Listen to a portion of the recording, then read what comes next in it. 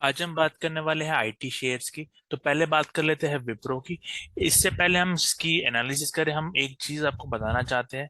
अगर आप इसके फाइनेंशियल नंबर्स में आ जाते हैं और लास्ट के कुछ क्वार्टर्स के नंबर देख लेते हैं, तो आप यहाँ पे देखेंगे जो नेट प्रॉफिट है, जैसे यहाँ पे 2400 करोड़ का आया था, उसके बाद भी 2400 करोड़ में।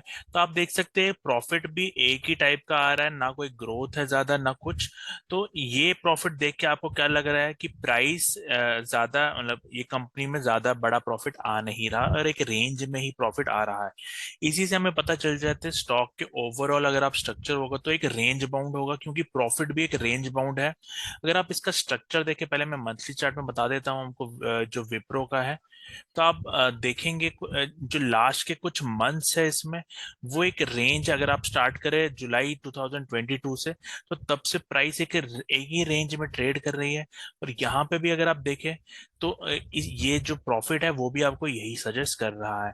तो फर्स्ट अगर आपको मतलब इसमें कोई नंबर्स में कोई बहुत ही बड़ा प्रॉफिट आपको दिखना चालू हो जाए, तो आप समझ जाना इसमें थोड़ा प्रॉफिट मतलब रेंज ब्रेकआउट आएगा। बट एज ऑफ नाउ अगर आप देखें तो ये एक रेंज में ही है काफी टाइम से। तो ये रेंज में क्यों आ जाता है स्टॉक? क्योंकि क्योंकि ओवरऑल स्टॉक प्रॉफिट नहीं दिखा रहा, कोई बड़ा ग्रोथ नहीं है स्टॉक में। तो इसीलिए ये एक रेंज में, पहले क्योंकि इसमें एक जब कोविड का टाइम था तब प्रॉफिट बहुत ज्यादा था, इसका जो नेट प्रॉफिट है वो बढ़ता जा रहा था। तो उस टाइम पे ये अपमूव आया। और फिर जब थोड़ा ग्रोथ स्टेगनेंट सा हो गया, तो उस टाइम पे ये रेंज बाउंड या कुछ करेक्टिव मूव दिखा रहा है। अब आगे हम बात करते हैं इसके जो शॉर्ट टर्म व्यू है वो हम बात कर लेते हैं एक बार। हम रिसेंटली इसमें एक फॉल आया था, काफी फॉल आया था आईटी के स्टॉक्स में। तो अब हम इसको देख लेते हैं। यहाँ पे आप देख सकते हैं एक हाई वॉल्यूम कैंडल बना है जो काफी हाई वॉल्यूम का है। तो ये इसके बाद यहाँ पे एक फॉल आया था, मतलब इस बार के साथ ही कुछ लोगों ने सेलिंग की है, तभी ये प्राइस नीचे आ रही है। अब आप यहाँ पे देख सकते हैं एक और हाई वॉल्यूम बार है और प्राइस नीचे जा रही है। अब लेकिन ये जो फॉल है ये कोई strong fall as of now दिख नहीं रही, क्योंकि अगर आप एक चीज इंपॉर्टेंट जो ऑब्जर्व करें इस चार्ट में, कि यहाँ से अगर प्राइस का आप टाइम निकाले, तो यहाँ से ऊपर जाने के लिए प्राइस ने कितना टाइम लिया है? अराउंड 8 बार्स लिया है। तो अगर हम ये वापस रिटर्न का टाइम निकाले तो ये 13 बार्स हो गया, बट अभी भी ये 100% रिट्रेसमेंट नहीं हुई है। तो अभी ये मुझे जो फॉल है वो भी स्लो दिख रहा है। विच मीन्स अगर कोई फास्ट राइज होता है और ये स्लो फॉल होता है, या तो ये और टाइम पास करेगा यहाँ पे और फिर से अपसाइड जाएगा। क्योंकि अगर इसको फॉल करना है तो यहाँ एक बड़ी कैंडल बन जाएगी जो इस पॉइंट को रिमूव कर देगी, जो अभी तक हो जाना चाहिए था। तो हम नेक्स्ट के कुछ दिन देखेंगे, अगर ऐसा नहीं हो तो और ऐसा ही प्राइस टाइम पास करेगी तो इसमें अपसाइड के चांसेस और बढ़ जाएंगे। तो हम उसको आगे अब हम इसको छोटे टाइम फ्रेम पे देख लेते हैं। तो हम इसको पहले 15 मिनट में देखते हैं यहाँ पे हो क्या रहा है। तो यहाँ से आप देख सकते हैं एक फॉल आया था। तो यहाँ पे हम अगर इसको इम्पल्स और करेक्शन के रूप में समझे, तो यहाँ पे क्या हुआ, एक टॉप से एक फॉल आया है। तो ये जो फॉल है, इसके बाद आपको एक करेक्टिव पैटर्न मिला यहाँ पे। तो ये करेक्शन कंप्लीट हुई, एक रेंज बाउंड स्ट्रक्चर मिला। उसके बाद प्राइस फिर से एक फॉल किया। फिर से प्राइस अब एक करेक्टिव में रेंज में है। यहाँ पे थोड़ा अपसेट जा सकता है और फिर एक बार फिर से फॉल कर सकता है। तो शॉर्ट टर्म ऐसा कुछ हो सकता है। बट यहाँ पे अगर समझ लीजिए ये लंबे चार्ट जो है 30 मिनट्स में, क्योंकि ये ओवरऑल एक करेक्शन मतलब स्लो मूव है, इम्पल्स लग रहा है फिर करेक्शन लग रही है इम्पल्स, तो इसमें हम ये जो मूव है वो होने के भी चांसेस है। क्योंकि ये जो मतलब फॉल होता है वो एकदम से स्टॉक गिर जाता है, उसमें इतना टाइम नहीं लगाता। बट ये टाइम लगा रहा है तो हमें यहाँ पे बाई अपॉर्चुनिटी मिल सकती है, तो हम इसको देखते रहेंगे।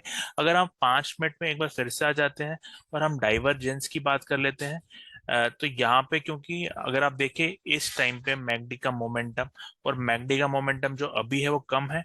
विच मीन शॉर्ट टर्म यहाँ पे थोड़ा अपसाइड, जो शॉर्ट टर्म है वो अपसाइड यहाँ लग सकता है। अगर हम यहाँ पे स्ट्रक्चर की भी बात करें तो 5 मिनट में हमें हमारे पास ये स्ट्रक्चर है हमें मिला। यहाँ पे एक जो स्ट्रक्चर मिला है, ये हमें एक इम्पल्स मिला और फिर एक करेक्शन हो रही है, तो यहाँ पे थोड़ा अपसाइड यहाँ मिल सकता है, ताकि वो डाइवर्जेंस जो आई है उसको थोड़ा रिमूव करे। और फिर उसके बाद यहाँ पे कुछ थोड़ा अपसाइड के बाद यहाँ फॉल आएगा नहीं आएगा वो हमें देखना पड़ेगा, बट मेरे हिसाब से यहाँ पे थोड़ा अपसाइड फिर फॉल और फिर एक और अपसाइड आ सकता है। तो ये हो गया विप्रो का केस। अब ऐसे ही बात करते हैं हम इन्फोसिस की। तो इन्फोसिस में भी अगर आप ओवरऑल यहाँ पे देखें, टॉप से एक अच्छा फॉल आया था। वो फॉल अगर आप देखें यहाँ पे एक अच्छा फॉल आया था। उस फॉल के बाद भी यहाँ पे देखिए आप एक इम्पल्स के बाद एक करेक्टिव स्ट्रक्चर मिला और आपको एक और फॉल मिला।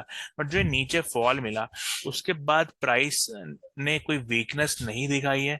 यहाँ पे आप देख सकते हैं एक स्ट्रॉन्ग कैंडल बनी, वॉल्यूम पिक हुआ है, उसके बाद यहाँ पे आपको करेक्टिव स्ट्रक्चर मिल रहा है। तो विच मीन्स थोड़ा फॉल आके फिर से अपसाइड ही यहाँ थोड़ा जा सकता है। ओवरऑल ये एक करेक्टिव स्ट्रक्चर हो सकता है, जिसमें ये हमारी ए वेव, ये बी वेव और ये सी वेव है। और इस सी वेव के बाद यहाँ पे फिर से थोड़ा फॉल आ सकता है और ये करेक्टिव साइकिल को पूरा करने के लिए, और फिर ये फिर से अपसाइड जाएगा। तो हमें कुछ ऐसे केसेस में दिख रहे हैं अभी शॉर्ट टर्म बेसिस पे। हम इन्फोसिस की बात कर चुके हैं। अगर हम दूसरे स्टॉक्स की बात करते हैं, पहले टेकम की बात करते हैं। तो टेकम में आप देख सकते हैं यहाँ पे टेकम में भी सिमिलर सॉर्ट ऑफ स्ट्रक्चर है कि यहाँ पे हमें फॉल मिला है, फिर ये करेक्शन और फॉल। अब हम अगर मैकडी में इसको देखें 30 मिनट में, तो यहाँ एक डाइवर्जेंस है। तो मतलब आईटी स्टॉक्स में जो भी स्टॉक आप देख रहे हैं वहां एक डाइवर्जेंस है, विच मीन्स यहाँ पे एक पुल बैक हो सकता है शॉर्ट टर्म पे। वो पुल बैक आएगा और फिर इसमें फिर से एक सेलिंग आ सकती है। बट अभी शॉर्ट टर्म पे सेल नहीं करना चाहिए क्योंकि यहाँ डाइवर्जेंस है चार्ट पे, और यहाँ पुल बैक आएगा।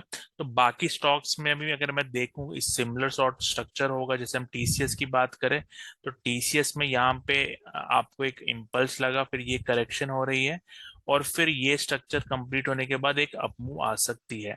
तो ये सारी बातें हुई आईटी स्टॉक्स के बारे में। तो शॉर्ट टर्म में हमें दिख रहा है कि जो सेल ऑफ आया उसमें हमें एक डाइवर्जेंस दिख रहा है, और यहाँ इन स्टॉक्स में हमें अपसाइड थोड़ा दिख सकता है। तो हम इसकी आगे वाले वीडियोस में कंटिन्यू करेंगे, कुछ लेवल्स हम बताएंगे, अगर कोई चेंज आता है उसको बताएंगे। ये वीडियो आपको पसंद आया तो वीडियो को लाइक करिए।